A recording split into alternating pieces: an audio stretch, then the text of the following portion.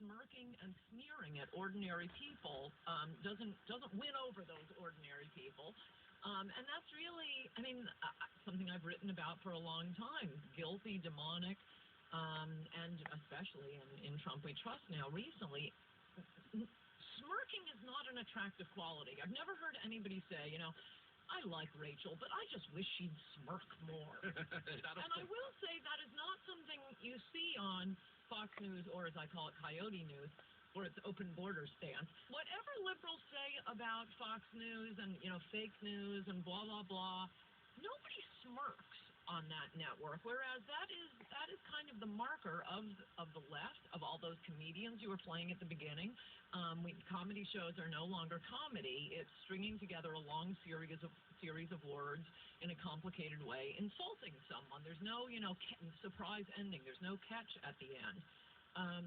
Also, similar to what, I mean, they're doing the same thing right now. I have a whole chapter in Trump We Trust, because every time I take a break and go into the kitchen to make coffee, I'd hear someone on TV. This went on for, you know, 18 months, saying, well, Trump's problem is he won't give us policy specifics. No policy specifics. There are no specifics. And, oh, he doesn't like facts. He won't give us details. Will we finally get details tonight? I ended up quoting 150 examples of it, even though I know that can drive people crazy. I just thought, screw it. This is so annoying me. And they're doing that. Sorry, my point at the time was he was the only one giving us policy specifics. We knew what his plan was for the wall. He was going to build one. Name one other Republican's position. Forget Hillary. Oh, we need to secure the border. The same thing they've been telling us for 20 years. He not only said he's building a wall, he gave us the specifications. He said Mexico would pay for it. He said Mexico would pay for it. He talked about the Muslim ban, and then he talked about how he would implement the Muslim ban. He has a whole policy paper describing how Mexico is going to pay for the wall, by the way. He went through anchor babies. We never got Sanctuary City, any everything. of that. And now my concern is, as I wrote in my column this week, he better follow through, or he's going to be another lying politician. He will be hated with a blinding hatred greater than that for Jeb, ! Because he will have conned us. And I got to tell you, I'm not that happy about the appointees so far. And what is taking so long for him to name Chris Kobach as head of Homeland Security?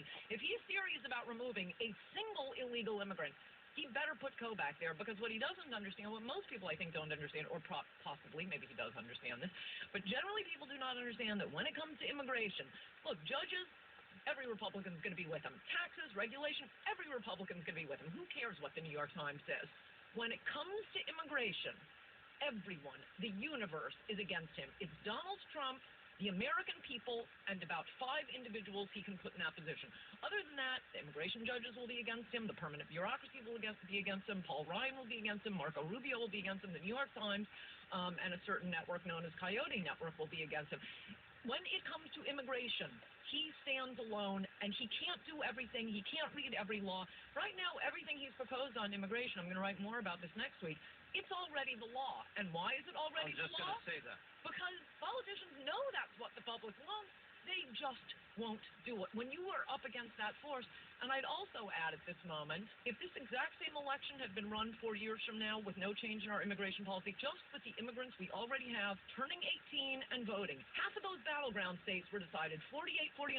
Same election 4 years later without a massive change in immigration. Trump loses. It's the end of the country. I asked him last night. I talked to him on the air, and I talked to him off the air. And I talked to him about every single promise he made, including what I know is your key issue, immigration, building the wall, vetting refugees. Ending anchor babies, which that has never been passed. He said that's the only part of it, but he said exactly what you said. He goes, it's already the law. Right. It doesn't, most of this does not need to be changed. He needs funding to build the wall. He needs people who are smart and dedicated, and I'm telling you, Representative McCall in the House, whom he is allegedly considering for Homeland, he's Marco Rubio in the House. He is one of 19 House members to sign on to try to push through amnesty. If he puts McCall in Homeland, or half the other names I keep hearing bandied about, you're not getting any more deportations. Maybe we'll go back to the Bush-era level of deportation of criminal aliens. He needs somebody that supports his policies. That's plain and simple. And is smart and can figure it out, and that's Chris Kobach, and there are about 3 other people who can do it. Has he been through the I don't know why he couldn't have been announced for that position 5 minutes after. He's the one who wrote E-Verify. He wrote the entry-exit system. He wrote Arizona's Papers, Please law, which MSNBC and the New York Times and actually half of the Republican Party, half of the Republicans were hysterical about that. They're quoted in my book. In Trump We Trust. They are quoted attacking that law. For Arizona, it was upheld by the Supreme Court. The Papers, Please law, oh, it's like Nazi Germany. Yeah, then we've been Nazi Germany since 1940. Here's what I want to ask you. Why don't you call this congressman? Look, you're friends with Bannon. You know Kellyanne. You've known these people for years. Why don't you call him and tell him? Perhaps I have, but I still see McCall in long meetings, and I still don't hear Chris Kobach being announced. And by the way, I know Trump. I have a sense that he's going for flashy names, which is fine for anything else, not immigration. Look, the only reason Chris Kobach, who is, Harvard undergrad, Yale Law School, Oxford, he's Donald Trump, except earlier. The only reason he's not already a senator or a governor is that Kansas already has 2 Republican senators and governors. Yeah. Let me ask you,